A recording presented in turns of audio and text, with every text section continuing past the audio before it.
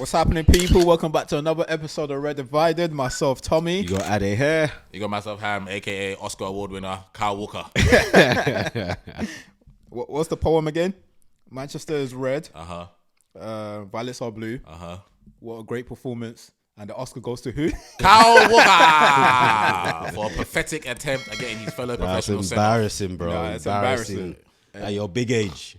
It's embarrassing. He's got kids, bro. He's got kids. At first I was scared. I think, don't tell me like Oiland's on something stupid. So I didn't see. But when I saw it again, I was like, what is he actually? Embarrassed. He's embarrassed because he portrayed himself as a hard guy as well. Bro. So for him to go down like that, bro, it's embarrassing. It's a shambles, bro. It's embarrassing. But what a great week of football. What a great week. What a great Sunday. Week or weekend? Week, boy. We'll take everything. On Thursday now. We'll take it. Great week. On top of that, this weekend, we've done something Arsenal haven't done this season. What's that? We beat Everton at home and beat City away. Round of applause, everybody. And just to burst their bubble, guess where they are in the league after that?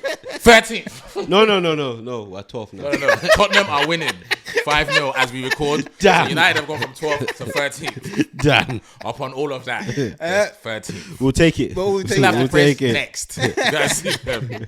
We'll take that. Take it. But what a great victory. One of you guys can see this classic Arsenal game. He wants me to catch something. I want you to catch third place. see what people are aiming for. Don't worry. Maybe we'll train you guys how to beat everything and we'll train you. We'll take it. But look, let's just quickly go through the normal procedure. First and foremost, people, please make sure you subscribe to the channel, share this with your friends and family, turn on your notification, comment, everything, and we'll answer the questions. Don't forget we are sponsored by Talks Ains, the perfume. Please go on the website www.talksains.co.uk. You get 10% off with our promo code RESDIVIDED, all caps. Good. Yes, as I said, the football just keep going really. Champions League, Europa League, and now the Premier League. But there's only one place to obviously start today. I think last week. Let me sit back. I have nothing to say. Last week, ahead of this week, we were obviously saying that we just wanted it to be competitive, stay in the game, and see what we can get out of the game. We said the same thing with City. I mean, sorry, with Arsenal. Arsenal obviously won the game, but this time around, like it was. I don't know. Obviously, people you could describe the game as a poor game because there was not much in the game. But for us, where we are at the moment, it was a good game for us. Because obviously City are the onside, you expect them to be like this is the first time I've actually seen City holding like a low block at the halfway line. I've never really, a lot of the times they're quite aggressive with their press, innit? This is the first time, especially them being at home. I can understand if they were away, but they just didn't really want to press at all at any given time of the game, which made it easier for our defense to obviously bring the ball out. I thought that's something I've always said that we've been doing well the last couple of weeks. We're bringing the ball out well, but once we get into like the opposition's half, you guys ain't really doing nothing. Exactly, we're not doing nothing. We're finding it hard, and the only person that tends to get on the ball that makes something happen is Bruno. And the game, like I said, it was a poor game in the first half anyway. And once again, we conceded from the corner kick, which wasn't great. But the good thing for us was that we limited them to. They didn't really have much. They didn't have nothing. They didn't have nothing. I can't in the whole game. I don't think they had a chance. The only one is the goal and that Foden shot that probably deflecting off anyway. And that wasn't really a chance. Going out anyway. Yeah, so they did. I can't recall them having any chance whatsoever. When we had the ball, obviously a lot of our passes were in our own half. When we get to their half, we weren't doing much. It's the centre backs just pass it to each other. Yeah, that's how we build up our stats. Pass completion. And then it got to a point where I felt when Ahmad had the ball in the first half and early second half, he was trying to get everyone else involved.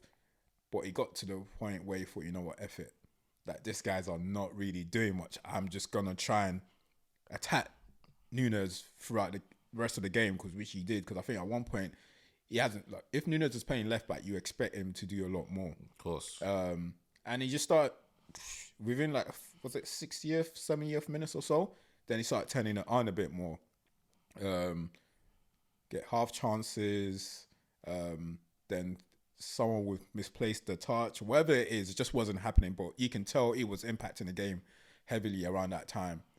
And we do need a bit of luck in games like this, which we got. Obviously, Bruno had the first chance. I thought Bruno should have scored. That was a terrible finish. That was a terrible finish. What, the dink? I see that idea. I see that idea. But it was poor execution, basically. It's zone of his ability as well. But he shouldn't have scored though, right? What's that? It's not one of them ones that he should have scored. No. There's a goalkeeper in the goal, so missed chance. Missed chance. But then look, we got the penalty. There's no question about it. It was a pen. Bruno scored. I thought, you know what? Hasn't been a great game. I'll take this. Like, if anyone gave me a point before the start of the game, anyway. Exactly, I'll take it. Yeah. And then Ahmad now's got that chance, and he scored. I'll be lying to you right now, bro. You would have thought we won a trophy today. Me, like, I know, like, I'm not sure if anyone have like kids, have boys, and you, obviously boys, girls, whatever it is, and you watch football together. I think this is probably one of our best moments in terms of like celebration, because my younger boy, he doesn't really like watching football with us. Omari don't really like watching football with us, but he was forced into the room because he wanted his brother to help him in the game. And Adam was like, no, it's either you stay in here, and then when you need my help, I'll help you, or but I ain't leaving this room. Or you can just go and do it yourself. The choice is yours. The choice is yours. I'm not leaving the room. And then obviously we kept on watching the game, and then that goal went in. We turned that house upside down. All three of us. And he, like, you know, when something is contagious, he had no other choice. Game ball. Like, and then I was on the phone to like talk, so I was, and then it was me, and I'm carrying both of them like this. Just carrying both of them. This is the life they've given us. Nobody would have known that you guys are 13. No, but this is what Man United have caused for us. This is what you get me. At that moment, you would have thought we was winning Champions League. Oh, how the Manti are falling. You know the funny thing is that as Tommy was explaining his situation to me, I was like, I can't even say anything because I was exactly the same. So I went into the office today, and obviously I started watching the match there, but I knew, okay, I need to quickly go home so I could say goodnight to the kids and then come here. So I'm like, okay, I need to leave like 20 minutes before the end of the game. Start driving. I'm going through central London, and then I'm listening to on the radio, and they're also talking about the Celtic Rangers final at the same time. So they're flipping between each one. Yeah. So they say, oh, there's a penalty. So I'm like, no, I already know there's penalties in the Celtic game. And then they're like, no, it's at Etihad. I'm like, what? Who? Then say it's United. I'm like, cool. Then we scored a penalty. I'm happy, right? Let's shot, boys. You get me? 1-1. Vardio scored. Fantasy points. We get a point. We don't lose. I'll take it. Yeah. The next thing I hear is, ah! I'm like, why are they shouting on this radio? What's happened? Then they say Ahmad scored. When I say I'm in the car by myself, driving through central London, I just started screaming. Ah! I just started screaming my head off. People from the outside are looking into the car. Then my watch pings and says, you're in a noisy place. 100 decibels. I'm like, noise pollution. Noise pollution. Because when Tommy was saying it, I was like, this is what they've caused us, bro. Yeah, I'm just happy. Like, first, but it's a derby, though. I was gonna say, exactly. You took the words out of my mouth. It's a derby. And like, we're both going through bad times. But irrespective of where you are. They go through more bad times than we do. So yeah, it was a fantastic result. Like, obviously, ultimately, we're not going to come and say we played great or we were amazing. But fucking hell, I'll take those 3 points. I'll take it. And it's 3 points you need. United need all the points they can get right now. Just need. United need all the points they can get right now. Bro. It's a massive 3 points because it's a derby. We haven't won against the big teams at all this season, right? And for us to get that victory away from home, like, I thought that was so important. Like, and there was the fact that Seaton weren't doing much. So I just thought, I got to a point where I thought, we got to try and get something out of this game. Like, this City are doing absolutely like nothing. They didn't really put up much fight. And it's just, bro, it's hard to understand how the levels can drop like that so quick. I know obviously you're missing players, but how the level can drop The that confidence is knocked because that's a bit crazy. Confidence is one of the biggest things in football. It's though. mad. Yeah. It's mad. No, it was not. Look, for us, obviously, on the positive, it was like a great victory for us. I can't. Yes, it wasn't a great performance. We didn't go there and play them off the park, but no one was expecting that anyway. Yeah, exactly. And we're not in a great moment. We got to understand United's not in a great position themselves. Bro, starting from the lineup, we know the situation. And we're not in a great place at the moment. That's the next one I was going to talk about. Obviously, in terms of the game, because it wasn't so much a great game, we weren't really going to talk too much about the game. But obviously, the lineup came out and no Rashford. I didn't actually know initially. I just thought, you're a witch. It's like you're a witch right now. I didn't realize that. I just realized, okay, they weren't starting.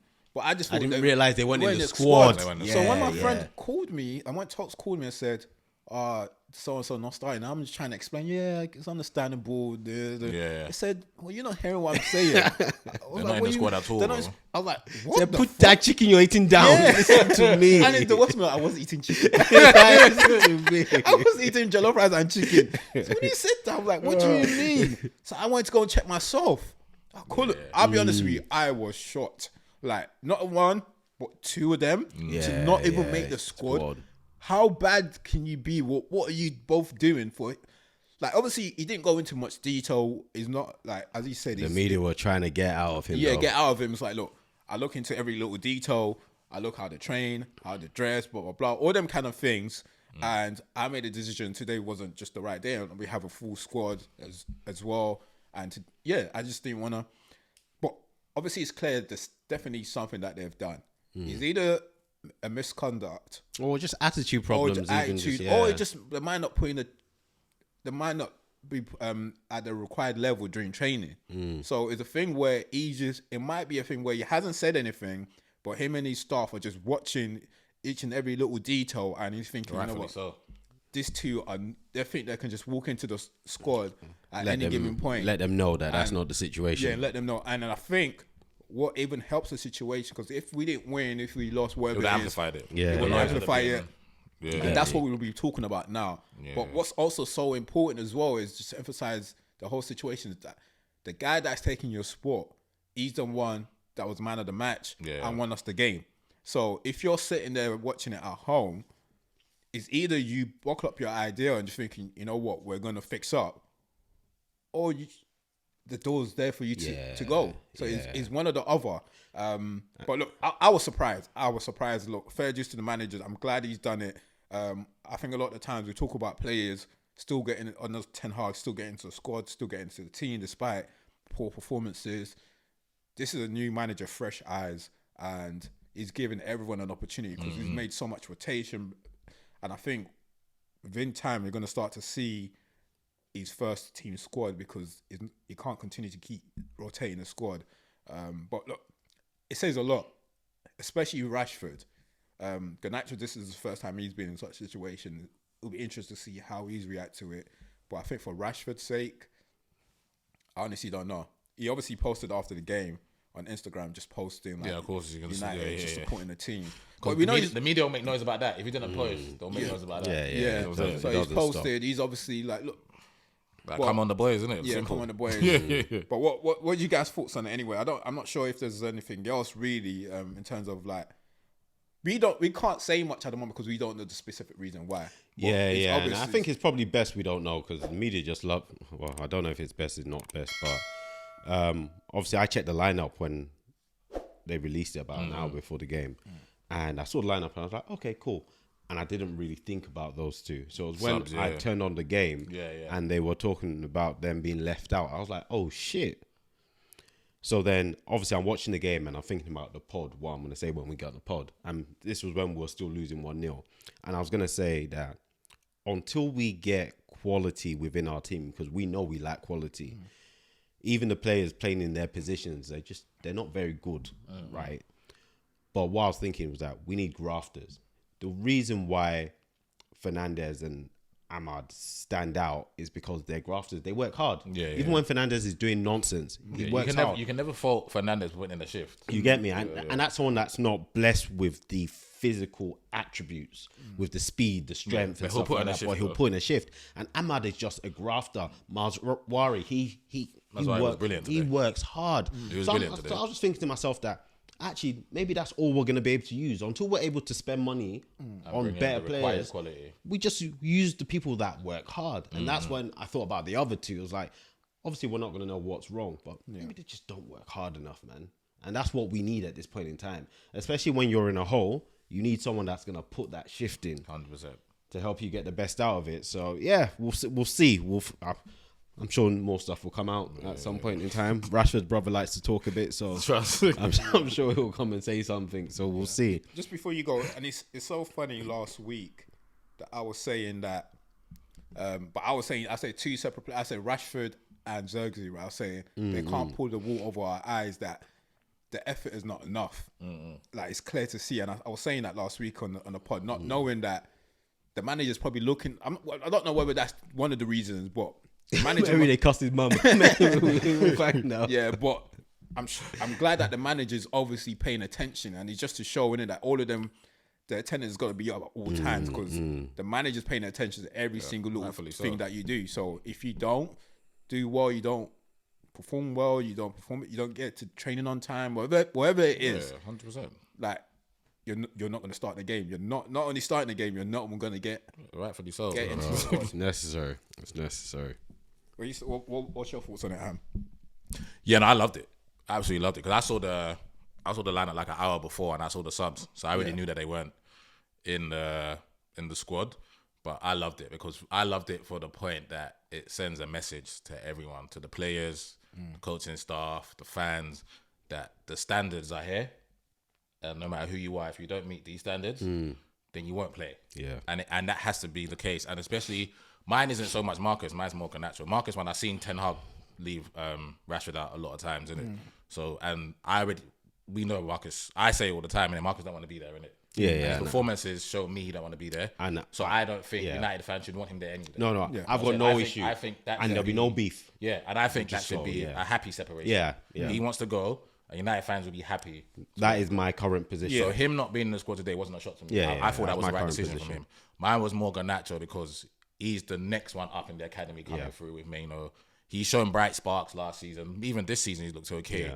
So for Ruben to look at him and say, you're not at the level that I need for this game or whatnot, I thought that was more telling. The Rashford one is easy, because we all know that Rashford don't want to be there and he's not at the level they're required. So the Garnacho one was more surprising to me. So it'd be interesting to see how that plays out moving forward. Yeah. Because United fans probably, and you tell me if I'm wrong, would probably want Garnacho to be part of the cornerstone that helps United get back to where they are. Whereas United fans, if Marcus goes, that's cool. But Garnacho, you kind of want. There's something in there. You've had your time, Rashford. Yeah. We've got this guy. Exactly. He's rough, but let's see if we can do what's needed. So the only thing I kept saying was the message. And for me, I always look at United and look at us, innit? I think we're like parallels, innit? Like when we were shit, you guys were shit. What we had to do. You guys are having to do that now. And I look at it when Arteta come in, young manager, inexperienced more so than Amorim, but he's come in and said, Mesut, it's not it. So he takes Mesut out, and we're happy to pay Mesut off. Do you know what I'm saying? We're happy to pay Mesut off. He looks at Aubameyang. You saw how many times Aubameyang was late to training, late to games, and stuff like that, and taking him out of the squad. And the first opportunity we could get rid of him, he got rid. Same as Laka and whatnot. So you're just like setting the standards, because especially when you got young players on the team, we can allow Ozil or Aubameyang or whatnot to now Saka and ESR and Mane look at them and think, oh well, we can. And it just seeps through. And it will seep through. You know what I'm saying? So it's a new project for United. And I think United, I said this last week and the week before that, it's a new project. They got to wash their hands of certain players. And Rashford is one of them. I think Luke Shaw's in there. I think there's a couple of players that. So I was happy with, as a rival fan, I was happy that Amorim made that decision. And like I said, just moving forward, it'd be interesting to see what he does with Garnacho. I think Rashford's fate is sealed. He'll go in January, he'll go in the summer. Garnacho is the one where there's a question mark about it as to what happens with him. We need to curb his arrogance as well, because Garnacho, obviously he's got that ability and he shines when he's in a pool of certain players, and I think it's going to his head at sometimes. So you need to curb that, because the environment is big. Like, it's with anything. Like, Brampton Manor, that A level, that school, where they just get A's and A Yeah, stars. yeah, yeah. Their average grade is an A. Yeah. I was talking to a girl that went there, and she was just like, "That was just the environment." Like people that used to get E's in other schools will come over there, and they get And A, it's standard. A star. Everything is standard. And it's like man from on the road Yeah, join that school. Yeah. Next thing they're in Cambridge, and it's just because the And it's something environment they're was just doing. excellent. It's something they're doing. Like you're sitting in that school, even if you came to play around and you're seeing everyone get A star. The environment doesn't allow Exactly. you. Like getting a B was embarrassing for them, and that's what you want. You want to set a standard where everyone's 100%. mindset is excellent. So same as Garnacho. If Ahmad is doing that, because Ahmad was brilliant today. Yeah. He was brilliant. If Ahmad is doing that on the right hand side, and not getting results, let's just say he's not getting a goal and assist. Yeah. But that effort that he put in today, he's putting in. Then Garnacho comes in and he got an assist or something and walks into the changing room. If the environment is right, I want all the other players to still look at him and say that's fucking unacceptable. Yeah. Like the performance that you put out there, just because you put the ball across and someone tapped it in, the performance levels, your output wasn't enough, and that's unacceptable. Bro, do you know how many games like during my 11-a-side career where I've won man of the match without a goal or an assist? Yeah. And I'm talking about games where we've scored 6, 7 and I've won 0. But it's just putting in that effort and continuously working because it's big. It helps out the whole team. Yeah. So I think it's a great point in regards to like the Garnacho situation. As you said, in terms of like from the supported perspective, United support, any support we want like a young player from the academy to be like the cornerstone of your success, basically. But at the same time, you also have to take the sentiment out of football at times because if it's not going to work, it just means it's not going to work. It's up to him, really. It'll be interesting to see how he reacts from this. If you've been dropped, hopefully it comes out on the positive side of things. You guys got a game on Thursday, innit? Yeah, we got a game we on got Spurs. I've been offered a ticket. Because if I was him and Rashford, whether Rashford's going to go or not, I want to be on time on training tomorrow. Yes, I saw what the boys done without us, but I don't want to, because the last thing you want is for the team to start thinking they can win without you. Yeah. Become a forgotten man. Yeah. And they'll believe that. The performance today was good enough. Exactly. Yeah. And then once that start happening, then all of a sudden, the plans. Yeah, you might think that, you're good enough to get into any other squad, but you've seen it in the big clubs where players have left big clubs and they were never the same. Easily replaceable, man. Easily replaceable, bro. Anthony's out in the cold and whatnot. He could come in under this new manager, work well in the system, and now he takes Garnacho's shirt. Do some, and he'll take Garnacho's shirt. Me? You know what I'm saying? That's we don't want that. We want him to go. Look, it was a great victory for us on Wednesday as well. Thursday. You don't play Wednesday, though. What's going on? It's slip off tongue. You guys don't. You have to speak. Don't play Wednesday, you bro. have to speak this into existence. You have to speak into existence. We want to play. But you're not playing Wednesday next season either. Win the Europa League. Exactly, which now? Yeah. Are we going to talk about performance again, Victoria Posen? No. Oh, okay. We're talking about results in these games. Okay, just results okay, only. Okay. You know I like to do these weekly questions. Yeah. So I'm going to revisit back to my first question I asked you guys, and this was about Amad Diallo. You guys have spoken about Man United, right? So I remember asking you guys about the situation with Ten Hag potentially making Amad Diallo maybe hand the transfer request in due to the lack of game time. Do you feel like his performance today sort of vindicated the decision in Ten Hag leaving and Amorim coming in and seeing that, he's actually a player. Yeah, I think you could always see that he was a player. He always had that ability. I think one of the things Tom flagged early in his career was just the strength and the physical aspects. But apart from that, you can see he's hardworking. You can see he's got the ability. His feet are sweet. And in any situation where he had left instead of Ten Hag, it would have been a madness. Yeah. It would have been a madness. Especially if we go and see him do well elsewhere. Without him getting much of an opportunity. So it would have been, definitely. I think Ten Hag started to give him some game time towards the end of last season, which was you can say a bit too late. Yeah, it was too late. I think he needed him as well. I think the timing just might have been right for both of them. Whereas with Ahmed, he needed a bit more time. He needed time to go on loan to the Championship to gain a bit more physicality. And timing might be right for Ten Hag to leave and for Ahmed to showcase himself to the new manager. I just think it's just his timing is everything at times, isn't it? Like, we're grateful that he hasn't left because without his performances the last few weeks, I think we spoke about it on the pod that there's only 2 players that really stood out since Amorim's been, and it's him and Bruno. Not that Bruno stood out, but I think that Bruno just... I'll say probably 3 with Mazraoui. And then the only one that's now starting to catch my eyes of late now, it's Ugarte. I think he's starting to good game today.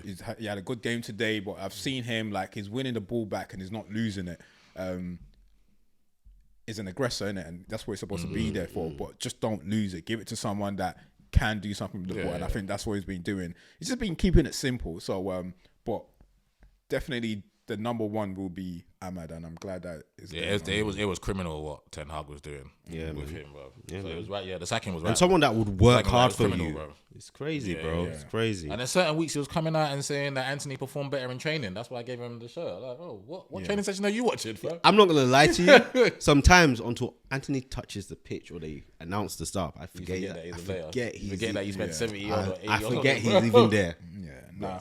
But look, just a quick one. So obviously, prior to the international break, we reviewed, or after the international break, we reviewed our next 5 games. I can say that me and Ham got it right. We both predicted 7 out of 15 for United. You got 7 out of 15, yeah? Yeah, bad man. I think you said 9. I dropped for Arsenal in it. I dropped it. I think said 9. I went downwards for Arsenal. We'll go to Arsenal's one in a bit. So the games were Ipswich, Everton, Forest, Arsenal, and City.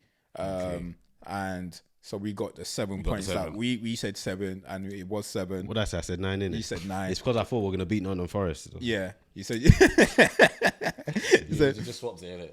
Yeah. Didn't beat Forest, but you beat City. You take that. But yeah, look, because it's still new, Amorim's a new manager, I don't mind 7 points from those games, especially the victory that we got today. Just going on to during the international break, I think we got 3. Not international break, the Christmas period. So we've got 4 games. Yeah. 2 tough ones and 2 potential winnable games. I won't say like win it, but potential. So just 4 games around that period. So from Christmas to the New Year. So from this weekend, yeah? Yeah, from just the next game. So we got Brighton first. Sorry, Bournemouth at home. Yeah. After Bournemouth, we're away to Wolves. Okay. Then we're at home to Newcastle, and then away to Liverpool. What do you guys 7 think? out of 12. You say 7? Yeah. 2 wins, a draw, and a loss. Yeah. Are they? 7 out of 12. That's I don't trust us like that. We'll definitely beat Wolves. If we don't, they should delete us. They should delete us. Not delete. Yeah. But the Wolves might have new manager bounce and all that type of shit. We don't know who they get. I don't care how high they They might bounce. get Big Sam. Brother, dead cat shouldn't bounce. Yeah. Dead wolves should not bounce. Yeah. Part of me is worried, you know, but Newcastle being bad away, so I am going to say 7 points. Yeah. Potentially 9 because Newcastle's away record is not good. But Yeah. I say they can make a draw. Yeah, 7 points would allow some maneuver. Yeah, so 7 points, I think. Cool. Yeah, no, I agree with that. So 7 points is what I would say. Look, we'll see how the team gets on. We're nearing the halfway stage of the season, so we'll do our halfway team of the season like we normally do. We obviously go through our predictions. We're almost there anyway, so we'll eventually we'll go through that. We're going through Arsenal's points now. That's all I'm waiting for. I'm just here laughing to myself. That's all I'm waiting for. All right, look. I shouldn't have to be doing this podcast. You know what I've noticed, yeah? I've noticed he's been covering that. He's used it to cover that. Bro, don't you give me infection. I've noticed he's used it to cover it, bro. Still proud, still repping, bro. Rapper. No matter what, bro. All right, cool. Look, let's just go straight into the Arsenal game. Did you want to touch on what you done in Europe though? Because you mentioned it, but you didn't say that. Do we need to touch on it? I think obviously, like, it was nice to come back from behind. Yeah, but we shouldn't be going behind. But yeah, we shouldn't be going back. The mistake is not helping us. We need to try and like cut it out. That another mistake wasn't great, but it's not really. I think we done all right. I don't think that. We deserve the win anyway. Yeah. Overall, we'll take the 3 So points. we'll take the 3 points. And for our own like confidence, coming in from behind was great for us as well, away from home. And because I was hearing the stats in regards to that stadium that no one has won there in 2 years. I think it was Barcelona the last. Barcelona. So for us we to go needed away, to break and that slump as well. and we haven't won away from home for how long? So it is great confident boost for us. So Good goals by Haaland as well. Yeah. So we'll take that. Yeah, the second goal was lovely finish. And obviously, I love the fight between him and Ahmad at the end because he was right. Ahmad should have given him the ball. 100%. Should have given him the ball. That extra touch that he's taking is taking the pass away from him. So look, that's what you want anyway. Like players that care. Yeah. And you need to call out when someone's doing nonsense, right? Because then the Yeah, person will think about it next time. Amorim said that in the game. I had no problem with it. You make them think next time. Yeah. They didn't fight like the Wolves players. This like fighting has a problem.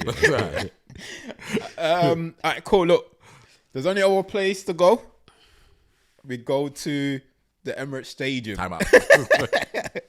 Look, I'm quite keen because I purposely haven't called you this weekend because I want to get like fresh opinion on the game because I know that you obviously made it clear in the pod that you expect to beat Everton at home. Like we spoke about it. Yeah, that's not. You even told all of us to go and captain Saka. I just said get Arsenal players. You did it. You captained it. In the team. Oh, sorry. You said get as much Arsenal players in the team. If you got two defenders, It's true. It's true. Well, but, get the I got my 15 Gabriel, points. I got my 15 points, to be fair. Don't say I don't help you guys. But yeah, look, it's interesting to get your thoughts on the game, like because obviously once again we talk about Liverpool. We all believe Liverpool is going to drop points, but there's one thing them dropping points. It's another you not capitalizing. And when you have a game like that, I can understand if you have a tough game away from home, whatever it is. When you have a game like that at home and you don't capitalize, we can say Liverpool still drop points as much as we want, but that is not a champions. Like anyone that wants to win the league, that's not the performance you need to pull up, and you should be winning games like that. But just so, as I said, it would be nice to get your thoughts on it and what and the substitutions that it was made, because I've seen a lot of like Arsenal fans like making a lot of noise about Arteta. It was a big call. I've seen a lot. Just bro, I was just surprised by a lot of calls. Just like Arsenal fans, even you would have thought you lost the game, but I know obviously feels like a defeat. But there a lot of fans were gunning for his head. So it would be nice to get your thought. They're always gunning for his head, though. Yeah, it's a bit mad. It's a bit mad. They're always gunning for him. Yeah. What game are we talking about? We're talking about the Monaco game first. No. We go straight to the Everton game. Let's go Everton. Let's go straight to the Everton That's game. the one that made me happy. Are we going to talk about the Monaco? We'll touch on it very quickly. 100% disappointed. I was fucking angry, bro. Like I was fucking angry. Sorry for my language. As soon as we lost, because I never do this, but I literally went into like my group chat with the boys and messaged Drew saying, "Congratulations on the title. It's yours." But obviously, I don't believe that. Innit? That's how angry I was, innit? Because you know me, I'm more a level-headed fan. I just try and see it through, innit? Yeah. But I was so angry. The overriding emotion was just anger, innit? Because going into that game, I don't remember us not beating Everton at home, innit? I'm not gonna lie to you. I don't remember us not beating Everton at home. Tony Adams days, Thierry, we always beat for that 4-0 to win the title. Always beat them at home. Last Yeah. season was a bit of a struggle, but we beat them 2-1 at home. So I'm not even going to that game thinking anything other than, because I even said it. And you already remember know I they're said not it gonna after the Fulham score. Game, that the good thing is we got Everton at home. Yeah. So we gotta get our. You already know they're not going to score. They're not so gonna that's do the nothing. start. You just need Exactly. one goal. Yeah. So you go into the game thinking. So as I'm driving, I'm always thinking about the game. So I'm driving and I'm thinking, we'll win today, but if it gets about 70 minutes, that's when I'll start getting nervous. But I don't expect it to get to 70 minutes, and we haven't scored yet. So that was the first emotion. Then I saw the starting lineup. I didn't agree with the starting lineup. You know what I'm saying? I love Mikel. I say it every week. That's my disclaimer. But I didn't agree with the starting lineup. I don't think that Kai should have started up front in that game. So, and this is not like me saying hindsight. I said it in a moment, simply because You got Jared Braithwaite and James Tarkowski. And what do they want to do? Physical. Yeah. And do that. You switch up on So that. I honestly thought that Jesus had a game against Monaco and he missed chances and whatnot. But just his style of play, mobility and whatnot, dragging them into positions that they don't want to go into, I thought that would have been better. So I thought because he put in a decent performance against Monaco, I just thought, just give him a start again. And Kai looks a bit off it anyway. Whether he's got too much mileage in his legs when Odegaard was out and he had to pull out to a different position. I don't know what it is, but he looks a bit off it, innit? And then I didn't agree with Gabriel coming straight back into the team. I thought Kiwior was fine as Everton at home. Give Kiwior the game, let Gabby get more rest because the bigger game is Palace away next week Saturday, which is a tricky stadium to go to. So those are the only two things I didn't agree with. Thomas not starting was fine with me because Thomas had a niggle. Yeah. So then we start the game and you're thinking, all right, it's not amazing, but you can already tell what's going to happen here. We're going to play football in their half. It's only one half of football that's going to happen here because Calvert-Lewin is getting dealt with by Saliba and Gabriel at every opportunity. So we're just recycling the ball.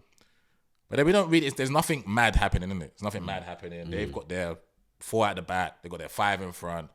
Got 3 Africans in front of them. Just moving mad, moving hungry, snapping at everything. Mangala, Gay, and Decore, my African brothers just moving mad out there.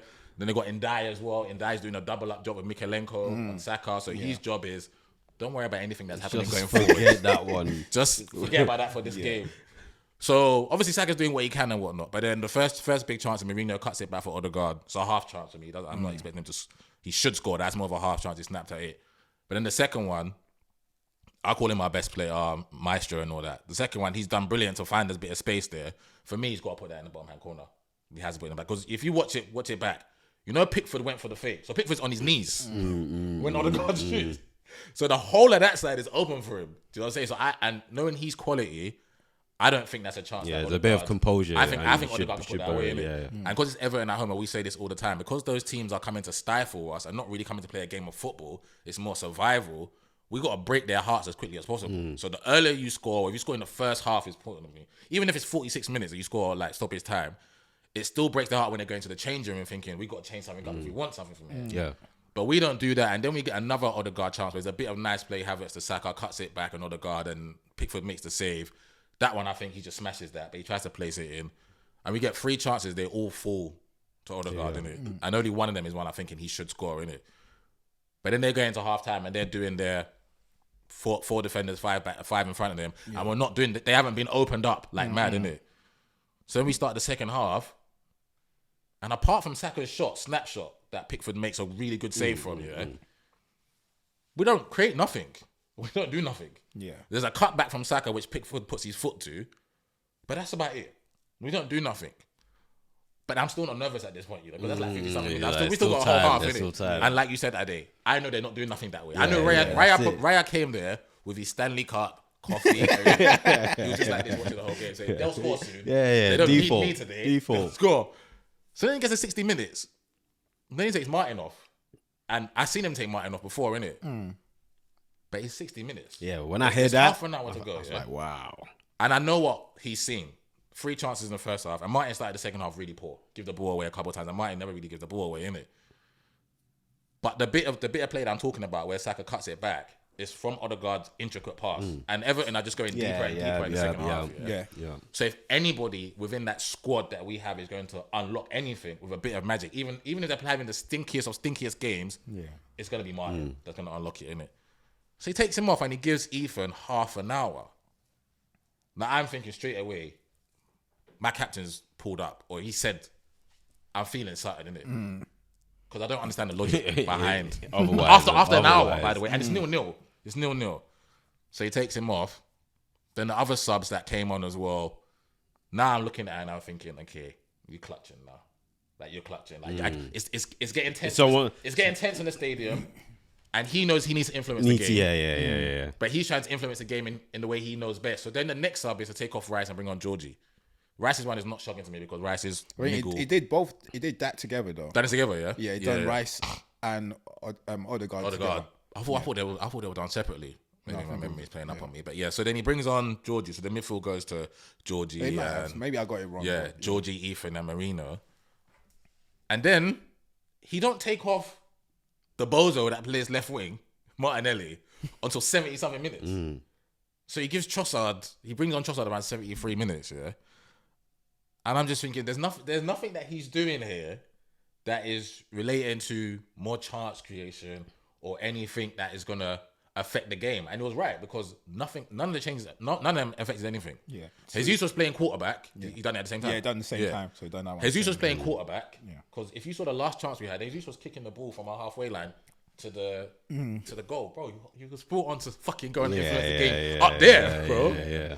Then he brings Thomas on, and he moves Thomas. He takes off Miles. Miles had a good game, by the way. Shout out Miles for getting his Premier League debut. Obviously, he switched over the fullbacks. Timber goes left back. Partey goes right back. But then still, there's nothing happening other than was there a penalty on Partey, which for me is if they give it, cool. If they didn't give it, I wasn't up in arms that we didn't get it. It wasn't nothing mad like that. And that's the game. That's literally the game because we didn't create anything.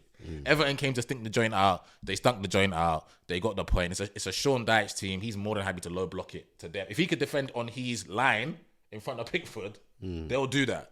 But you saw as the game was dragging on, they're getting deeper and deeper. And now my three Africans, instead of them being outside the box, they're in the box now.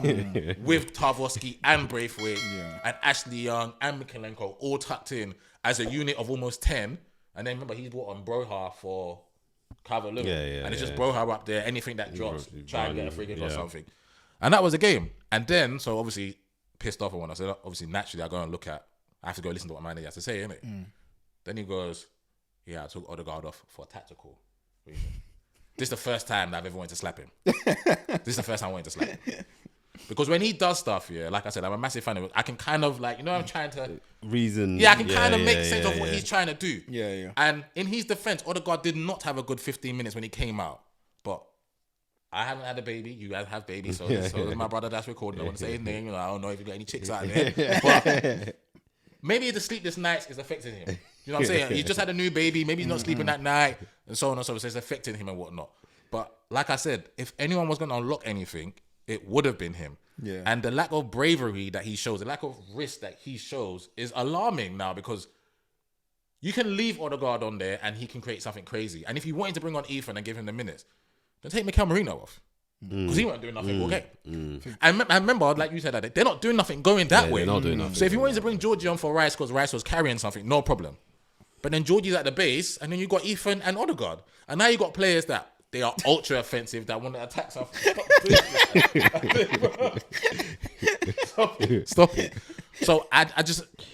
That was puzzling to me. All the other subs that he tried to do, I don't get why Martinelli gets 70-something minutes. He was doing nothing against a 39-year-old Ashley Young, who had him in a chokehold the whole game.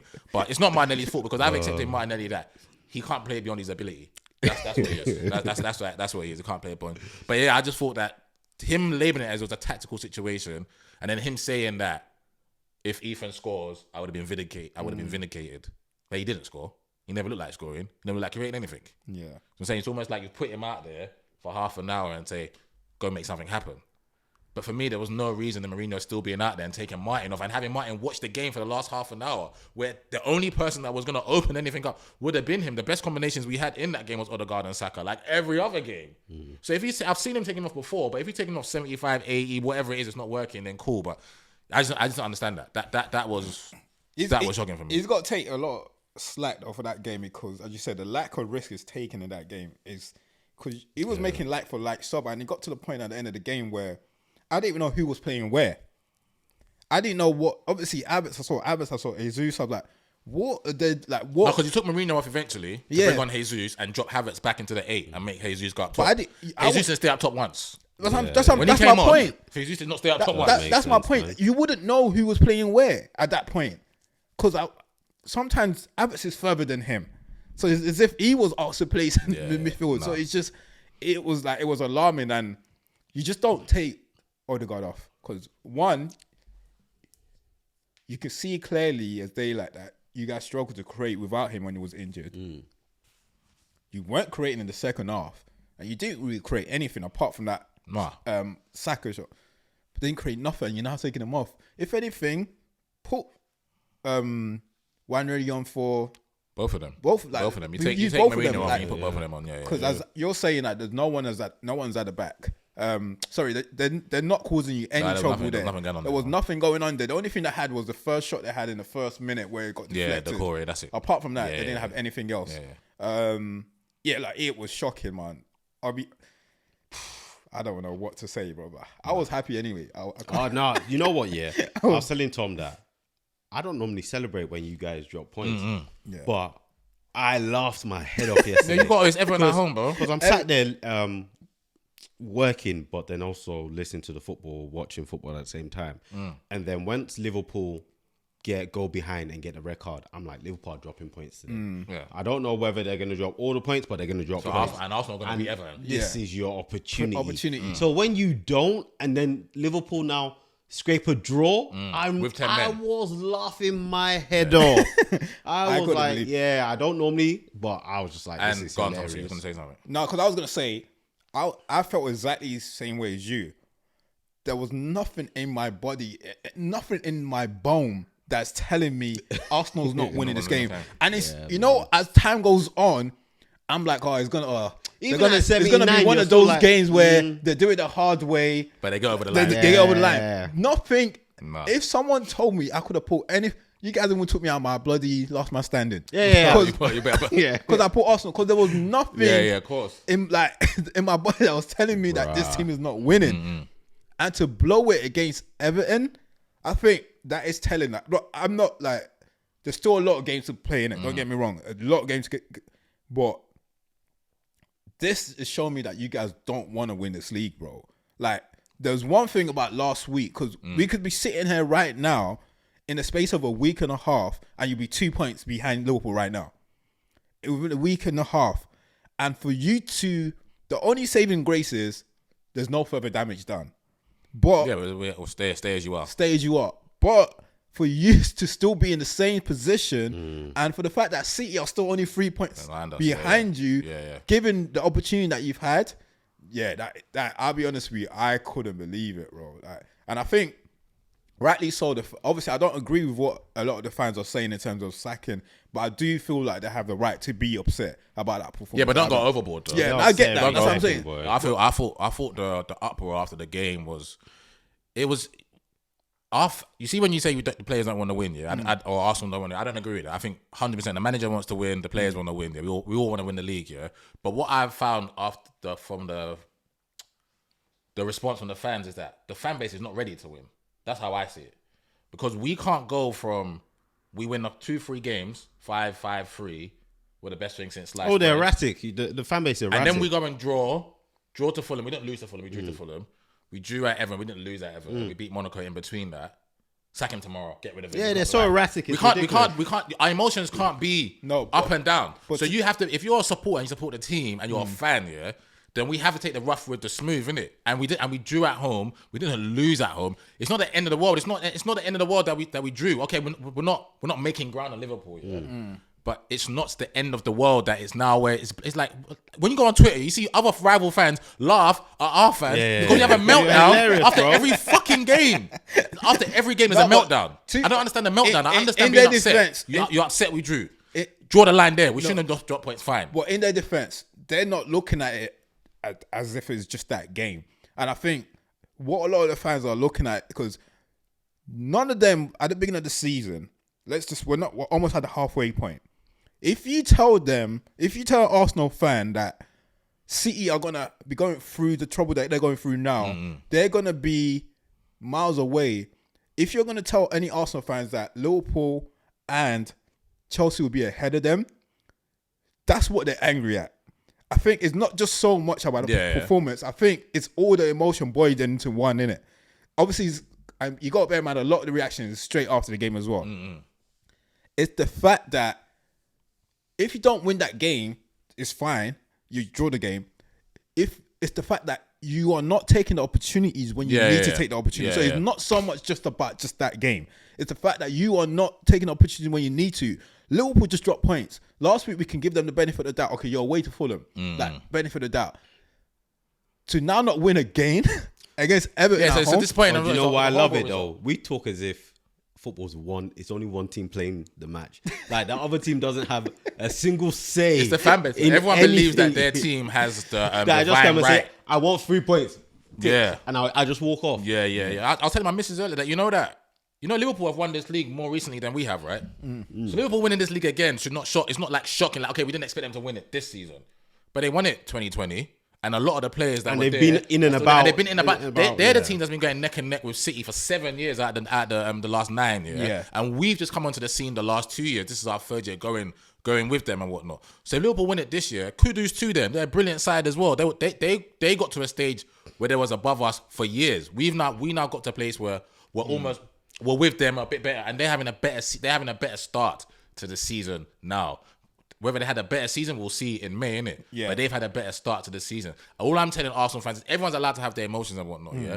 But just calm it down and tamper it and calm it down. Stop being so like we win today, we're the best thing in the world, and then we draw. Because they wanted him out. They wanted him out before you guys went on the winning run. Like, it's But I said so much. I feel like for a lot of them is more so okay, cool, where we are to winning the league, and I don't think it's just so much about that. And because it's Everton, I just said there's no defining right that because it's Everton you should be beating them, but because it's Everton, it's expected, expected to beat them. And like you said, Liverpool dropped points. Like, last week you would have thought, we missed opportunity last week, and they'll be looking at it as that. Potentially, we could have been 2 points behind Liverpool right now. But we're not. That's massive pressure on them. So that will now give Liverpool that. At the moment, you're not even giving Liverpool anything to answer. Because the only person that is now, because Chelsea, now we're speaking about Liverpool. Chelsea's not there because Chelsea. We don't expect Chelsea to win the league as well, but chasing after one team, being right behind one team is probably easier. But now when you have to now get over the hurdle of Chelsea as well, that's another. And that's what it's gonna take. If you want to win this league this season, that's what it's gonna take. So buckle up and enjoy the fucking ride. Like, so if the Arsenal fans that want him out or whatever, I don't believe. If they bump into one of the players, let's say you're going out, you bump into one of the players, what would you tell them? Give up. I've given up. As a fan, I've given up. I'm going to win the league. If you saw Saka in a club, go on holiday. Saka out, would you tell Saka, don't worry about it. Worry about next season. Because this season, in December, what are we? December the 15th, the whole season's in shit. But that's how it was We're third last in the season. Champions League. We're third in the Premier League. We got a quarter-final against Palace on Wednesday. And then the FA Cup starts in January. We're at home to you guys. Yeah. Well, that's how it was last season. Before you guys went on your warm summer. Thank you. The world was ending. And everyone, the world was ending. All those fans, they jumped back on board. When Bro, we won 17 out of 19, ending. and we could have won the league on the last day when Son and whatnot missed it and whatnot. Yeah. It was all happy days. And now the season hasn't started as we expected it. But it's fine. It's football. No one has a divine right. No one expected fucking City to be fourth in the league. Just be No one chopping expected BT. City might not make it to the next round of the Champions League. It's fine. It's fine. Just enjoy the fucking ride, bro. I can't lie, bro. I was enjoying like AFTV yesterday, bro. It was mad. It was mad. It was mad. It was. I was laughing my head off. It was mad. I get that there has to be different fans, and I'm probably more. I don't of like the erraticness of football. Now. Exactly, and I'm probably more of a just let's see it out, innit? Let's see it. You can be disappointed in the result, but we can't throw our whole season away because of a couple results. Yeah. So Anything. Don't get me wrong. It's still a lot of games to play, bro. A lot of games. We're not in a halfway point yet, and anything can happen. Well, as much as obviously we expect Liverpool to drop points, I think you guys need to get to that point. Where you need to get to now is that stage where you were last season after January, where you were just unbeatable. So once you can get yourself to that point, then anything can happen. But as I said, bro, at the moment, I can understand some of the fans' frustration, innit? I don't think they're just looking at it as just they're not isolating just that game. They're putting everything into perspective. Like, okay, cool. Look where we are. We should be doing better than this if we want to win the league. Because I think they've seen the signs before. There's moments like this that you had in the last few seasons that ended up being a detriment to you winning the league. Yeah. And if you're not getting over the line now, so I think it's more than being fearful that it might end up being the same thing again. And if it is, what they should do? They're going to sell their house. Or they're just going to beat Arteta if they say my word. Or they want to sack the manager. They sack him. Sack him. But my thing is, and this is why I disagree with you. Obviously, you guys are my brothers. The only thing I disagree with you lot is when we were talking about like Ten Hag and if you want him out. Remember, I'm an advocate of if you want someone out, who are you going to get in? So the Arsenal fans that are saying get Arteta out, no problem. You want him out? Fantastic. So who the fuck do you want us to bring in? No, but I don't know. But our situation is different to your situation because we are at a place where we're just in the mud. Yeah. Right. So you're saying anyone the pool, can pretty much come in the and pool of managers that we can get. Yeah. But you want to get over the finish line. You need an expert. So who's that expert? So who is that expert? If we don't win it now, because some fans are saying sack him tomorrow. As in sack him like today. I should wake up today. I should see breaking news. Arsenal are sacked. No, they want the job themselves. Fans will be happy about that. They want the job themselves. So who should come in? They'll do it themselves. They might also look at Liverpool Robbie. like, Robbie will be Klopp the manager. was one of the best managers in the league. Liverpool's managed to spot a manager. Obviously, so far so good, isn't it? We don't. Liverpool got fucking brilliant players. The manager's come in and hasn't bought a single player other than Chiesa, and Chiesa don't fucking play. But the manager's come over and taken a brilliant squad. If you sat a righteous Liverpool fan here, they will say Slot hasn't really changed much. We've got really good players, and we've got Mohamed Salah, the best player in the Premier League. Just calm down and a we're bit. doing our thing. Yeah.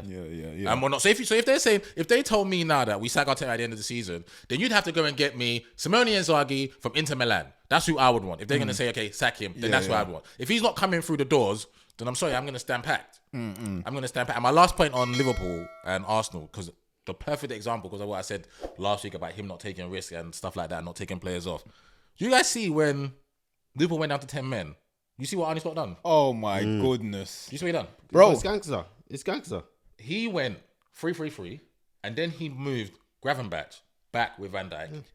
So when they're attacking, you drop back. When we have the ball, you go forward. He didn't bring on a defender, Gerald Quansah, It was literally the same until thing the you said 70 as well. minutes, It bro. was literally the same thing you said. Thank you very much, exactly. bro. And that is someone that's at home against Fulham, losing, That just knowing got that we need to go and think. yeah. And you know what Slot's attitude was? If we lost the game 3-0, we lost the game 3-0 trying to go and win it. Yeah, yeah. Rather than, Bro. it's 1-0, let's contain, we can't do nothing. I'll be honest with you. That man, his respect. I've given him my respect pissed in off that because game. that is not. Because I couldn't. I was bear in mind. I was watching. I was in Arsenal Stadium watching the Arsenal game. Oh, okay. And then someone was telling me that, bro, you would have thought Fulham were down to 10 men. Yeah. Because the way Liverpool was attacking, the amount of attacking players that were on the pitch, Yeah. he did it.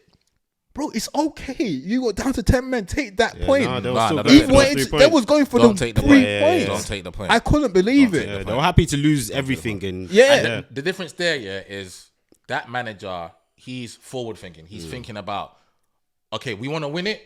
And he that's knows at the how forefront. important the 3 points are. My manager is thinking, let's not lose it or let's contain. Yeah, and Do you know what I'm saying? Like, Yeah, we'll wait to Fulham. He's leaving Kivior on the pitch and he's taking Yeah, blah, blah, yeah, yeah. bro, take the fucker off the pitch, man. No, you slotted my Take him respect off in the that pitch. game. And that's the same team you're playing It's against. the same team, bro. And they was at home. And they had 10 men. Yeah. We had 11, Bro. And when I saw that, I was just like, I just went like that. Because what he done is exactly what I would have done. Exactly what I screamed for Arteta to do. I'm the week glad before. you brought that up, bro. Because he earned my respect. I couldn't believe There's it. nothing bro. wrong with that. And the perfect example is, who's a more defensive player around Gravenberch and Declan Rice?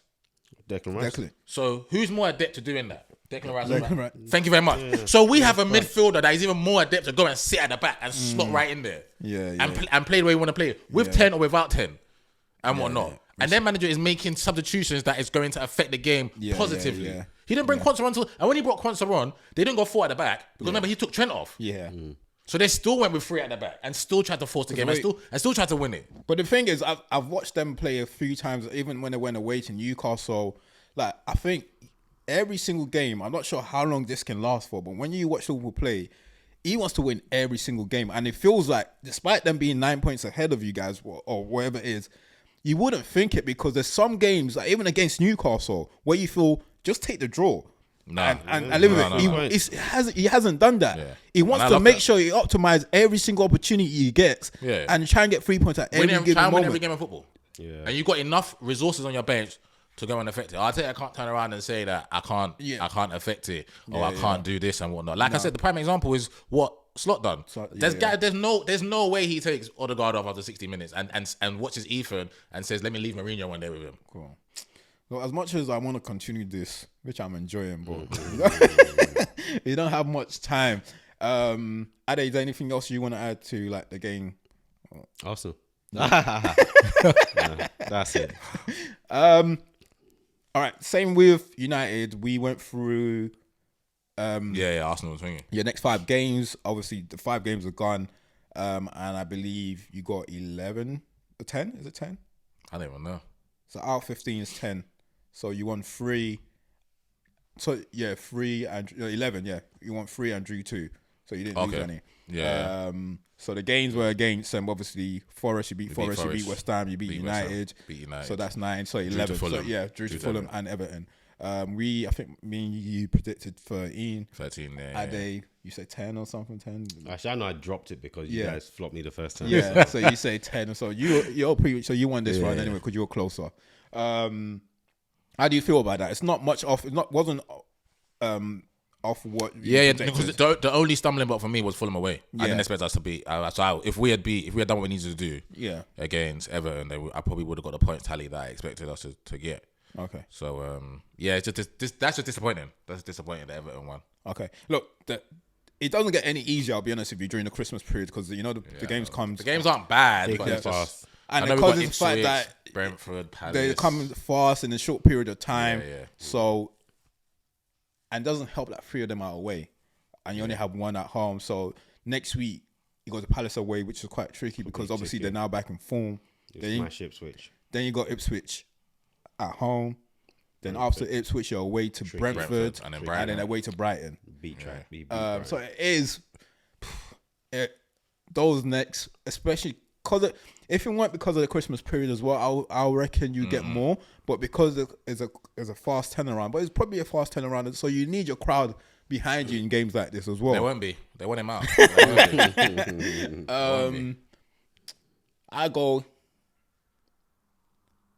So out of 12, I'll go 7. I think one of those away games might prove too difficult. I think you win 2 and draw 1. Yeah. Yeah, I'm gonna say 10. I have to go a break. You think you're not gonna lose any of them? No, because there's not. Most of you watch our games, but there's not really jeopardy in the games, man. Yeah, the the only teams one are I not think coming you out to might play win. against us, man. The only good thing I like about the fixtures is the type of teams we're playing. So Brentford will want to come out. They're at home. So that I don't expect maybe a mid block, but I don't expect them to stink it out and sit in their box. Same as Brighton. Yeah. Brighton will want to play. Those games probably will suit us because we're struggling. You've seen us 3 games in the league now. We haven't scored from open play, and we're struggling to break teams down that are literally just saying have the ball, try and break us down. Whereas I feel like Brentford and Brighton will try and play a bit more, especially at home. I think Palace will do what Fulham done. Yeah. They'll just stink it out and try and hit us on attack with Eze, Sarr, and whatnot. So yes, I think I'm gonna say 10 points. I'm gonna say. I think it might be 10. It might be 10. It could be 4. It could be 4. 9 or 10. I was gonna say 9 or 10. I think you'll beat Brighton. I think you'll beat Ipswich. We have to anyway, The man. Brentford We have is to. where the worry. I think the biggest worry. Decent record against Brentford. And you never know what Crystal Palace will do. Palace is always a goal in it. It's always 1-0, 2-1, something like that. Yeah, I think 9 or 10. 9 or 10. Right, cool. Yeah, I'll stick with my 7. I think the Brentford one. You know what it is? It's Palace's run of form at the moment. Palace just picking up draws, man. Obviously, Yeah. they beat Brighton today. They're just not losing games, and and that's what they need really sometimes, isn't it? And that's the confidence that gets a team going. So I think that might be proved tricky, especially as you said, they are going to sit back. Yeah, 100. They play 5 at the back already anyway. Yeah, so it's how you and they're at home as well. I know obviously going forward as well with Sarr's been playing. Yeah, he's got a couple today. Anyway. And they've got a bit of quality going forward, unlike Everton that they're not. Yeah, they have a bit of quality going forward. It's their away game, so you expect them to have a bit more. Yeah.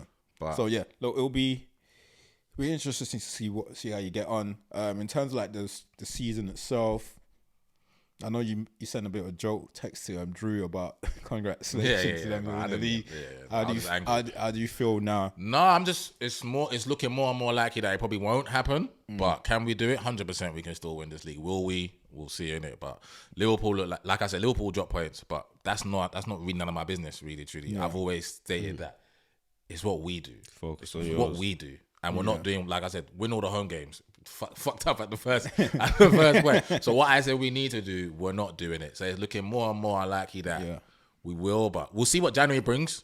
He's got to do something. I know he said he's not expecting something busy, but Do you want something in January? he's going to have to. Whether I sorry. want it or not, he has to. Before we move on, look, we need to touch on this point because we haven't really spoken much about it. I know we all watched Sterling before, yeah. I mean,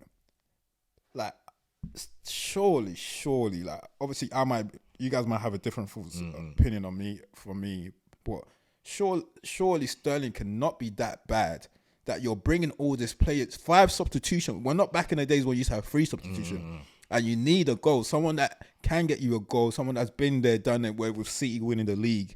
Yeah. And he can't get a game? What do you think is going on there? Because Sterling can't be this bad, bro. Because if you're saying Martinelli and Trossard are just coming and doing the same thing. They're sharing minutes. And then you need a goal. You brought 5 substitutions. Even if you go and play Sterling right back. Instead of putting on he won't do nothing there though. You put him right back, he won't do nothing. He can still whatever get an attack on, just he doesn't need to come back. And how many games now have I seen him making 5 substitutions where you need a goal? Just chills on the bench, isn't it? So what is the point of getting him in the first place? I don't think he wanted him though. I know it's not think. I know he didn't want him. He didn't want him. So obviously he screamed out all summer, I want an attacker. Nico Williams, first one. And when they didn't get him, he wanted an attacker. Remember, we got Sterling through the line the last day. So Ball would probably come to him. This is all we have. All we have is Raheem Sterling. You worked with him before, Abby. You want him, but you don't want him. But then even if you don't want him, do you not think he can utilize, that's a resource at your disposal, Nah, right? because I think he probably thinks, he's profiled Raheem as a right winger probably, yeah? Yeah, so he plays on the left sometimes for us, but he probably profiled him as a right winger. He's never going to take Saka off. It's not up for debate. The fan base will kill him. He can't take Saka. He's the only shining light. And then he's persisting with Martinelli on the left, trying to get him confidence, trying to get his game going and whatnot. And then Trossard has always been a good sub for us. So for him, I just in his brain, I'm thinking, where do I get him on?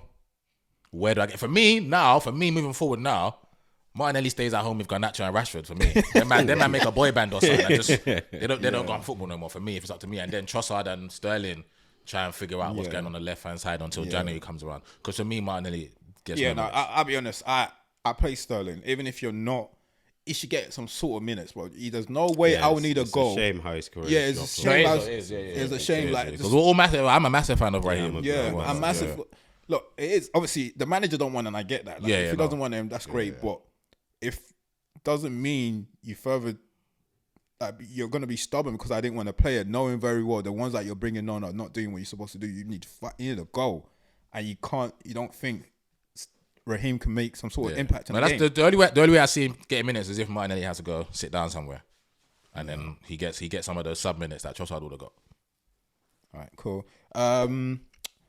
Look, do you want to touch on the Champions League quickly because it was a great performance? Just Saka, man. It's just Saka rising to the level again. You know, every it's always getting questioned when new players come through. Is this player better than Saka? I never agree with none of that thing. I think the boy's brilliant. And then the only thing was Champions League last season looked okay, but this season just taking it to new heights again. So that's it. That's all I want to talk about. It's just Saka, just every level, whether it's for England, whether it's for us, can he take us, whatever. Everything he does is just at top level. In terms of the chances, any concerns in regards to the level of chances? No, just not clinical enough. Yeah, just not clinical enough. Jesus not missing those chances is fine for me. He's gonna miss them anyway, so I don't expect him to score. Odegaard going 1-on-1. Yeah, gotta put that away for me. I will not. Martinelli misses because all we're doing now is just like I said, you're just letting teams think that they can have a go in the game. Yeah. We should be 4-5-0 up at half time against Monaco. We went 1-0 up. Monaco could have easily come back into the game. If it wasn't for the mistake that the goalkeeper made, they could have come back into that game. Yeah. I don't know. A good result from the boys. We're sitting pretty in Champions League. Third, I think we're third. Yeah. So we're okay. I think we got our way to Girona next. All right, cool. Another point, by the way, if you're the best player, your manager's not taking you off the 60th minute when you need a goal. 100%. So Saka, 100%. my guy, Saka the most important player. I'm still gonna stay Odegaard best player. There's no way you're taking someone off when you need a goal. That's ridiculous. Back foot, cool. Round up our games quickly. Obviously we touched on the Liverpool already. 2-2. Jota, man. Jota. Bro, but then before we get to Jota, bro, you can't tell me Andrew Robertson is not against Liverpool this season, bro. This guy is better. This guy has placed Andrew Robertson. I thought you were talking about my guy Robertson. Left back for Fulham. Andrew Robertson. But you said, yeah. Bro, this guy has placed a bet against Liverpool not winning the league, bro. Because he is trying his absolute best to throw this away for Liverpool, bro. And I'm sure they're on a scouting mission for a new left back, though. Yeah. I think the Bournemouth player's been linked to them. Kirkes. Oh, he's been linked to them. But they're going to have to. They've got to. Because it's sad. I love Robertson though. As a left back, sad though, everything about him. Those 4 or 5 years when he was on song, ain't no one. I'm talking about Europe. I'm not picking no one over Andrew Robertson. Oh yeah. Maybe Alphonso Davies or something, but I'm not picking no one over Andrew Robertson. Well, it comes to the point where things come to an end, and it's about making that decision at the right time. And I think it's about time. Himself, he will have no complaint when he gets dropped. Yeah, he can't because he's been horrible a lot of the time. Because it was a sending off. I didn't understand why there was. What was the issue? Bro, what's you try your luck now. Maybe. You try your luck. Look, 2-2 draw. We move on from there. Newcastle battered Leicester 4-0 at home. I was disappointed Isak didn't get more goals, but I was happy. I'll take the goal and assist. But I was happy. I just don't like him keep scoring and assisting because he's just adding to his price tag, bro. He's pricing man up. I've got 100 mil ready for you. You keep scoring, you're gonna make it 130. It's not enough, bro. Can't afford him. Huh? Cool. Can't afford him. Look, this was expected. Gary O'Neill against Sacks. Wolves lost 2-1. Yeah. I knew as soon as the loss. Can't lose at home to Ipswich. You can't lose at home to Ipswich. And then lose away to West Ham as well on the same week. Yeah. And then your players are fighting. Yeah. And they're fighting second week in a row. Fighting. But look, well done to Ipswich. That place. Lost their mind. Second win of the season. I don't think they've won at home, but they have won twice away. So they need to start getting the results together. Think he was there. Ollie was there, you know. My guy. Ollie Gunnar Solskjaer. Yeah. Oh, really? Yeah, he was there. Check his boy, innit? Kieran McKenna. Oh, okay. Yeah. Maybe he's looking, you know him. You know he probably snuck into the box. I heard you guys looking for manager. Let me know. Let me know. Hit me up. That's 2 away wins for Ipswich. I believe the next away game is against you guys. Maybe they can. I'm not even predicting nothing. I'm just watching that, hoping we win. They can do something. All right, cool. Then Forest came back to beat Villa 2-1. Shit game, but good last 10-15. I thought that was a foul. For the second one, no foul. And Anderson on Matty Cash. No foul. It's a strong challenge. It was very got to strong, do better. very strong. Yeah, got to do better. Happy for Elanga though. Elanga come to bench. Yeah, I was happy for Elanga. I don't like him not starting. I don't like teams that your midfield is already bolstered with not a lot of quality. Let your wide players express themselves. He played Elliot Anderson, tucking him in. Callum's having a good season, so I was happy for. And Ola Aina is just You don't make my team of the season yet, but he's doing his thing though, bro. He's doing his thing, bro. And Martinez, best save I've ever seen. Best save I've ever seen. It was mad. Great save. I have to say that. That's the best save. That's the best save. Best save I've ever seen live was Manuel Neuer against us Champions League. I thought it was a goal and Manuel Neuer made, but that's probably the best I've seen on TV. Visually, yeah. That was mad. Mad. That was the ball was past him, and he still moved his hand to claw it it. was mad. It was mad. Mad save. He should beat up all those players. I've done that. We still lost the game. Have we done that? And I still lost the game. Brighton today against Palace. Look, it's so funny because Brighton had a lot of the ball. They had a lot of the ball. I don't watch the game. They've been doing this for the last few games though. It's not a one-off. They was getting picked off whenever they won. Palace. Obviously, the first goal was from a corner kick. Palace just took their chances. Brighton, they didn't really create. I won't say clear-cut chances. But they did actually. To be fair, they had Henderson made some great saves. But their last 4, they've drawn 2, lost 2. Yeah, they haven't been great lately. They're just been inconsistent. That's a brilliant result for Palace, though. But that's what you're gonna get. To be fair, that's what you're gonna get. Lot from those teams, isn't it? Like they're gonna end up top half of the table, but you're gonna get inconsistency. In Yeah, teams. 100%. You're not really. Yeah. Like if they are, once they get over that kind of hurdle, then they'll be like top 4. Top 4, 100%. Yeah, if there was that consistency to the game. If not, then that's where they're gonna be anyway. So it's expected. Obviously, we didn't really get to watch it because we're recording right now. The next 2 is Chelsea. Look, Chelsea are second at the table. They're 2 points behind Liverpool now. What we expected you guys to be. They just got to keep going, really, because they don't really expect to be there. They've got to enjoy the season, keep going. And the run of games over the Christmas period is nice. It's nice. You know, on fantasy, all I keep saying is green. Yeah, it's a lot of green. Then the next run of games over Christmas is not bad as well. So if they continue, like you see where they are, and I'm sure like they will obviously once they get to a period where they feel like we're definitely gonna make top 4, they'll adjust their objectives for the season and go for outwardly it. Though, because I know inside he's not telling them we're not going for the league. Of course. There's no way he's not telling them we're going for the league. They can win this league. City don't win it, which we don't think they will at the moment. It's up for grabs, isn't it? It's between you guys, Chelsea, and you're not doing what we expect you to do as well. So it's up for grabs, isn't it? If one of those 3 teams, I'll be surprised if it comes out one of those 3 teams. If City wins it from where they are now, I'll be honest, I'll be surprised. I know, yes, they're a great City team, whatever. But if they pull it out away, win it from where they are, I'll be shocked. But I think it was one of those 3, and surely I'm rooting for Chelsea. Of course, Chelsea, keep going.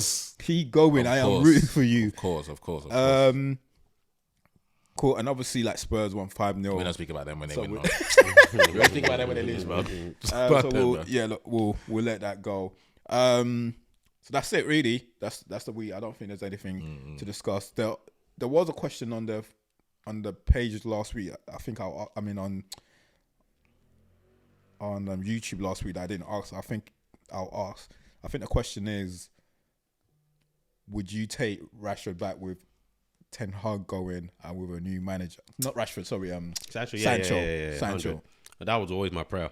That's what I was hoping Ten Hag would leave in the summer. Yeah. So you take. I always wanted Sancho. Sancho was online to be my new favorite United player before this nonsense happened. Yeah. So I'll take him back. I wouldn't. Without any issues. I know Tom wouldn't take him back. I want him to go. Look, I know he's a great player. I've never ever said Sancho's not a great player. I wish him all the best. If that was his attitude when that manager was there, I just don't want it. We need to change the mentality in the changing room. So if he's one of those that you're never too sure of, his quality is never in doubt. It's never in doubt. I can never sit here and doubt that. What just Chelsea just give us the 25 million, let him stay there. If he wants to win the league with you, let him win the league with you. It's up to him. But I'm done with Sancho, bro. Yeah. So that's my opinion. Cool. Games, and then we'll go through top 3. Let's go.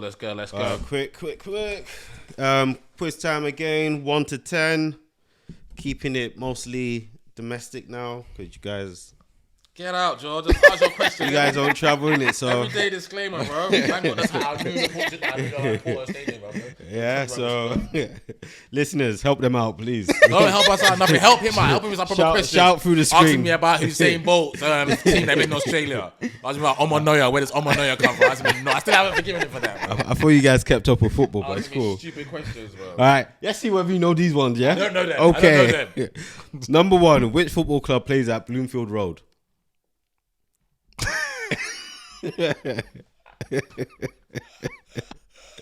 Ex-Premier League. I'll even help you. I know ex-Premier League football club plays at Bloomfield Road. Bloomfield Road. Yeah. Question 2, please. Number 2. What national team does Aston Villa defender Matty Cash play for? Bloomfield Road.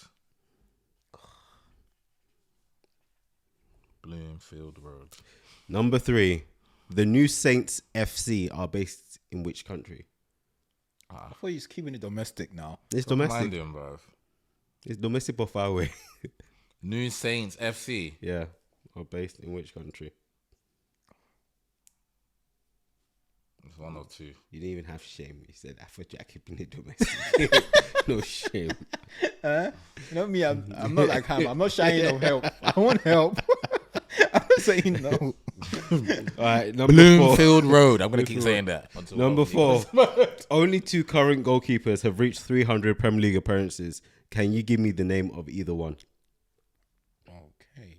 300. Yeah, 2. You can pick either one. I'm helping you.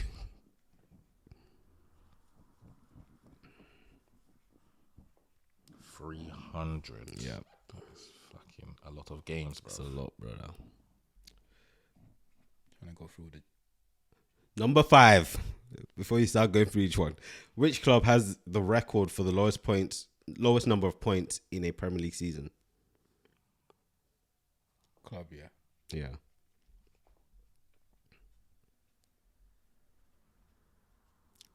Number 6. How many different winners of the Premier League has there been in its history?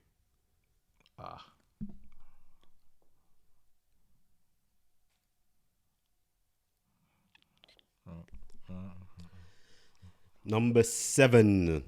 Which goalkeeper became the first to win 3 consecutive Golden Glove awards between 2005 and 2008? No, you wouldn't have been there them times. 3 consecutive Golden Glove awards between 2005. Golden Glove clean sheets, yeah? Yeah, to 2008. I've got so many goalkeeper questions. That was number 7. We need to show them love too. After that magical save yesterday. Bloomfield Road. Who the fuck plays Question there, man? 8. Who am I? I was PFA Footballer of the Year in 1996. Included in the squad for Euro 96, but did not play a single minute. Oh, my God. PFA. PFA Player for the Year of the year 96. in '96. Okay, that's Included in the England squad for 1996. Helped you by saying England, but did not play single minute. I'm gonna think of who you would say. I think I'm just gonna guess. Number 9. Who is the current top scorer in the UEFA Champions League? Player or club? Player. Who's the current top scorer in the UEFA Champions League? Top goal scorer in the Champions League now. Yeah.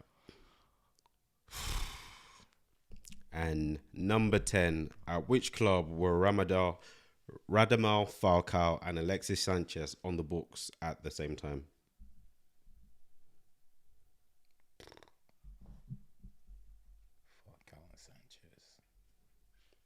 Falcao and Sanchez were on the books of one club at the same time.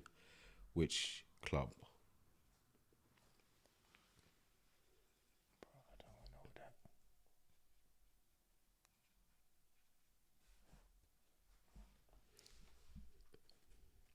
Right, have you guys answered your answers?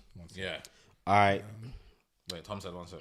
Yeah, I don't know that one. I just put anything. All right, let's go. This Bloomfield one is gonna kill me. Turn your boards, please. All right, perfect. Which football club plays at Bloomfield Road? The answer is Blackpool. I said Swindon. Which national team does Aston Villa defender Matty Cash play for? Poland. Yep. The New Saints FC are based in which country? I said USA. It Wales. was either USA or Australia. Wales. Shut up. Wales. Shut up. No, please. Are you I lying? said it's domestic now. Wales is left. Don't mind You're me. lying. That was a mad guess, bro. Only 2 current goalkeepers have reached 300 Premier League appearances. Can you give me the name of either one? I said De Gea. De Gea's not current keeper. Don't mind him. Please give me Pickford. Pickford or Fabianski. Pickford reached 300 in the last week or so. Which club has the record for the lowest points in the Premier League season? Derby County. I said Southampton. Derby County. How many different winners of the Premier League has there been in its history? 7. 6. 7. Jeez, who is it? Close. I counted it as well.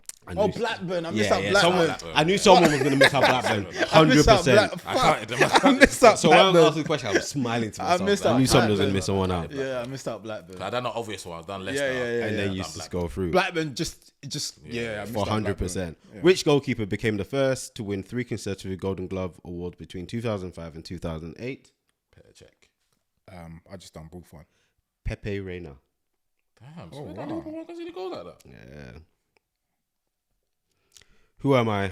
I was PFA Footballer of the Year in 1996, including the England Andy Cole. Euro Nah, I 96 didn't Cup. go. Did not play a single. I'm just guessing because I just said because it's Andy. I think I saw something like this. Is it Les Ferdinand? Les Ferdinand. Yeah. Something like that. I said Andy Cole because it's Andy. They be disrespecting my boy like that. Who is the current goal scorer in the UEFA Champions League? I just said Salah. I just say Lewandowski. Lewandowski. Go on, Tom. At which club were Falcao and Sanchez on the Man books at the United. same time? Yeah, Man United. As soon as At the same time.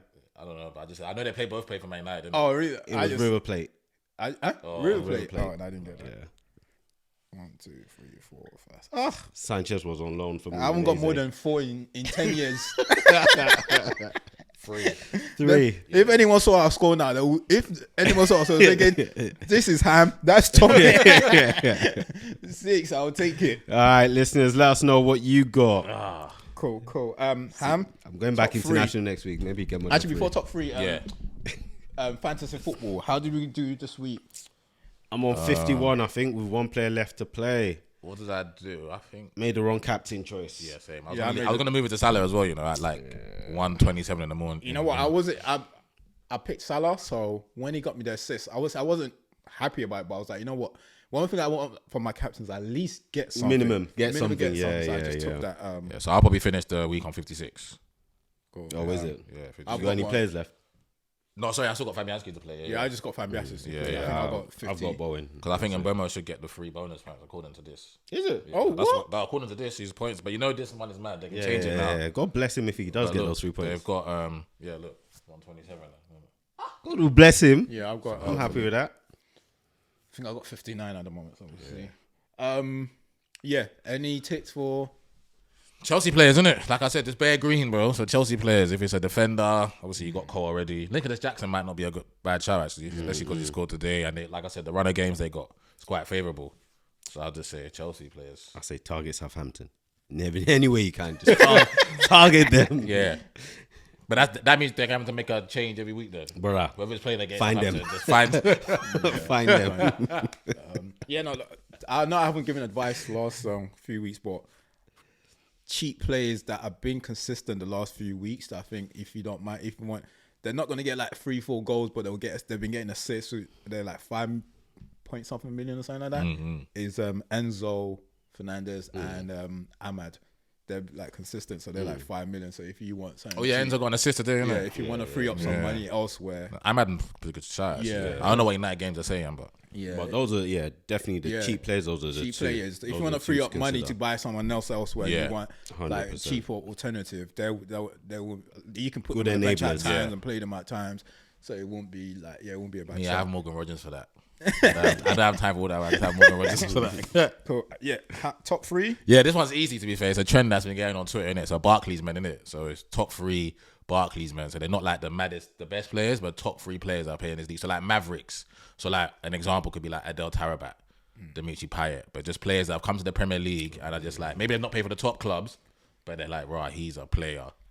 Okay. So anyone that comes to mind, I've already said 2 of mine. Yeah. To be honest, you But if probably they're said the yours, same. yeah. Trying to think. Oh, it's a tough one to think about. But I'll just throw names out like Michu for Swansea. Yeah. Someone like that.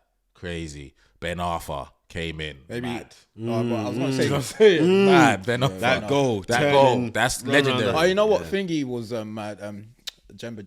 Is it Jem? No, not Jem. The striker. Are you crazy? No, the striker of Newcastle. Lua He played Lua. at Chelsea. No. Dembaba. Demba Ba. No, his friend. No, I want Demba Ba. but his want friends. Demba Ba. Cisse. Papi Cisse. That's what that Yeah, goal. that's that goal. Yeah. That Yeah. physics But I don't remember him defying doing it. goal. He had a one season. The one season. Yeah, Maverick now. Yeah, fair Same I enough. went. So you put him in one, yeah? Yeah, Demba Ba. I'm going Demba Ba. Oh, you're going Dembaba. Yeah. Okay. And my boy, Yakubu. Yeah. Yeah. Yak is a proper Barclays. No, Yeah, I can't lie. Yak's a proper Barclays, man. Proper, because he was always getting goals. So and the only other one I'm trying to think, anyone else? Yeah, there's been a few. There's been a few that's come to the league and like done their thing. Maybe at the lower end clubs. Yeah. I was gonna say Like Wilfred Boney for Yeah, Swansea. They got them into Man City. Proper. Yeah. Roque Disappeared. Santa Cruz at Blackburn. yeah. Player. I'll They're put such a Mitchell large because pool, Mitchell man. was getting me bare points. On Michi fantasy was back doing then. mad. Remember, he's a midfielder. He was scoring every week. bare points back then. Yeah. Fantastic, man. Yeah. So Michu, Dembaba, And who was I say? I said Mitchell, Demba Ba. Say something. Jack and Yakubu. Yeah, I'll probably go Paye, Yeah. Benafar, and who am I going to take? Who's going to be my last one?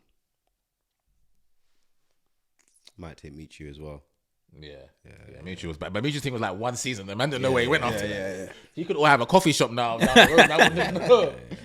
Yeah. No, I'd definitely say Dimitri Payet for me, 100%. Yeah. Has to go in there. He was moving crazy. Billy was mad. Yeah. Free kicks, drop of the shoulder, all of that stuff. Yeah. Musa Dembele's not a Maverick because everyone loves he's a top yeah, player. So I won't put him in there. He's like levels above players. So definitely him. And then for me, as a mad one, Morten Gans Pedersen.